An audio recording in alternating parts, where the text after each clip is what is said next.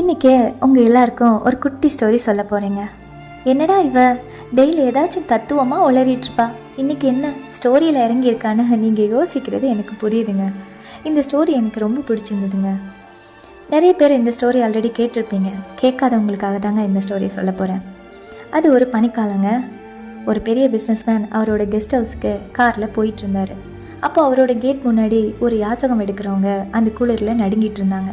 அதை பார்த்துட்டு இந்த பிஸ்னஸ்மேன் காரை நிறுத்தி, இப்படி குளிரில் நடுங்கிட்டு இருக்கீங்களே, இங்கேயே வெயிட் பண்ணுங்கள், நான் வீட்டுக்கு போயிட்டு போர்வை எடுத்துகிட்டு வரேன்ட்டு வீட்டுக்கு போயிட்டார்.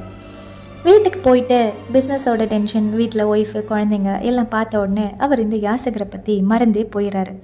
அப்படியே நைட் ஆயிடுச்சு. அடுத்த நாள் காலையில் தூக்கத்துலேருந்து எந்திக்கும் போது தான் இவருக்கு அந்த யாச்சகரோட ஞாபகம் வருது.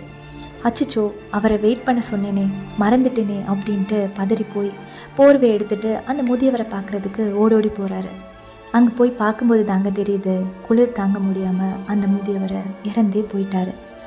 அதை பார்த்து அந்த பிஸ்னஸ்மேன், ஐயோ என்னால் தான் அவர் இறந்துட்டார் அப்படின்னு குற்ற உணர்ச்சியிலே தவிச்சிட்ருக்காரு. இந்த ஸ்டோரியிலேருந்து நம்மளுக்கு என்ன எடுத்துக்கணுன்ட்டா, உங்களால் முடியலைன்னா யாருக்குமே ஃபேக் ப்ராமிஸ் கொடுக்காதீங்க. தயவு செஞ்சு ஃபேக் ப்ராமிஸ் கொடுக்காதீங்க. உங்களோட அந்த ஃபேக் ப்ராமிஸை நம்பி ஒருத்தர் உயிரை கூட விடலாங்க.